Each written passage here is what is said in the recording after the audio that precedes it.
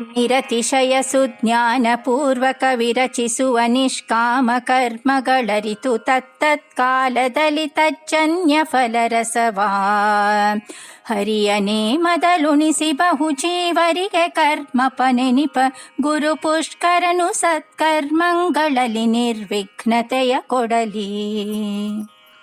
ನಮಾಮಿ ಕೃಷ್ಣಂ ಪ್ರವಿಲುಪ್ತತೃಷ್ಣಂ ಸ್ಮರಾಮಿ ಬಾಲಂ ಮನಸಾ ಸದಾಲಂ ಭಜಾಮಿ ದೇವಂ ದುರಿತೌಘದಾವಂ ದಯಾಭಿರಾಮಂ ದಯಿತುಂ ನಿಕಾಮಂ ದಾಸವರ್ಯಂ ದಯಾಯುಕ್ತಂ ದೂರೀಕೃತ ದುರಾಶಿಷಂ ಹರಿಕಥಾಮೃತ ಸಾರ ವಕ್ತಾರಂ ಜಗನ್ನಾಥ ಗುರುಂ ಭಜ.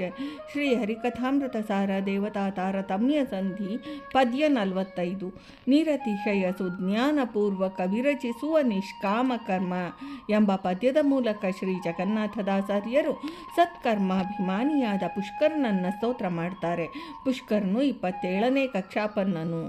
ನಿರತಿಶಯ ಪ್ರತಿಯೊಬ್ಬ ಜೀವನಿಗೂ ಅವನ ಸ್ವರೂಪ ಯೋಗ್ಯತೆಯು ನಿಯತವಾಗಿರುವುದು, ಪರಿಮಿತಿಯುಕ್ತವಾದದ್ದು. ಆ ಪರ್ಯಾಪ್ತ ದಿಶೆಯಲ್ಲಿ ಜೀವನು ಅವನವನ ಮಟ್ಟಿಗೆ ಪೂರ್ಣನು.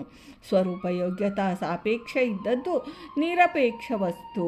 ಸರ್ವೋತ್ತಮನಾದ ಶ್ರೀಹರಿಯೊಬ್ಬನೇ ನಿರಪೇಕ್ಷನು. ನಿರತಿಶಯ ಎಂದರೆ ಸ್ವರೂಪ ಯೋಗ್ಯತೆಗೆ ಅತಿಶಯವಲ್ಲದ ಎಂದರ್ಥ. ಸ್ವರೂಪ ಯೋಗ್ಯತೆಗೆ ಅನುಗುಣವಾಗಿ ಎಂದು ತಾತ್ಪರ್ಯ.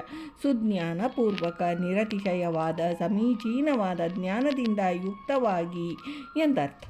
ವಿರಚಿಸುವ ಸಜ್ಜನರು ತಮ್ಮ ಸ್ವರೂಪ ಯೋಗ್ಯತಾನುಸಾರ ಸುಜ್ಞಾನಪೂರ್ವಕವಾಗಿ ಬಿಂಬಕ್ರಿಯಾ ಜ್ಞಾನಾನುಸಂಧಾನದಿಂದ ಮಾಡುವ ಕರ್ಮಗಳು ನಿಷ್ಕಾಮ ಕರ್ಮಗಳನ್ನು ಅರಿತು ಅಂತಹ ಕರ್ಮ ಸಚೇತನರ ಅಧಿಷ್ಠಾನದಲ್ಲಿ ನಡೆಯುವ ಕರ್ಮಕಲಾಪಗಳು ಶ್ರೀ ವಿಷ್ಣು ಪ್ರೇರಣೆಯ ಶ್ರೀ ವಿಷ್ಣು ಪ್ರೀತ್ಯರ್ಥಂ ಎಂಬ ಜ್ಞಾನಾನುಸಂಧಾನದಿಂದ ಇದ್ದು ಯಾವ ಪ್ರತಿಫಲಾಪೇಕ್ಷೆಯೂ ರಹಿತವಾಗಿರುವುದು.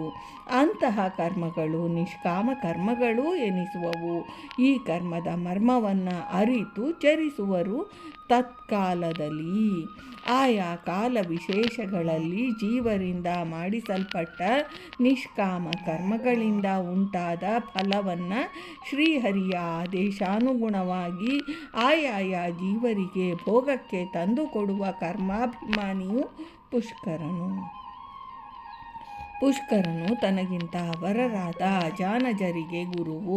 ಅಂತಹ ಸತ್ಕರ್ಮಾಭಿಮಾನಿಯಾದ ಪುಷ್ಕರನು ಸಜ್ಜನರು ಆಚರಿಸುವ ನಿಷ್ಕಾಮವಾದ ಸತ್ಕರ್ಮಗಳಲ್ಲಿ ಯಾವ ವಿಧವಾದ ವಿಘ್ನಗಳು ಪ್ರತಿಬಂಧನೆಗಳು ಬಾರದಂತೆ ನಿರ್ವಿಘ್ನತೆಯಿಂದ ಅನುಗ್ರಹಿಸಲಿ ಎಂದು ಪುಷ್ಕರನನ್ನು ಪ್ರಾರ್ಥಿಸುತ್ತಾರೆ. ಭಾರತೀ ರಮಣ ಮುಖ್ಯ ಪ್ರಾಣಾಂತರ್ಗತ ವೃಂದಾವನ ವಿಹಾರಿ ಶ್ರೀಕೃಷ್ಣಾರ್ಪಣಮಸ್ತು.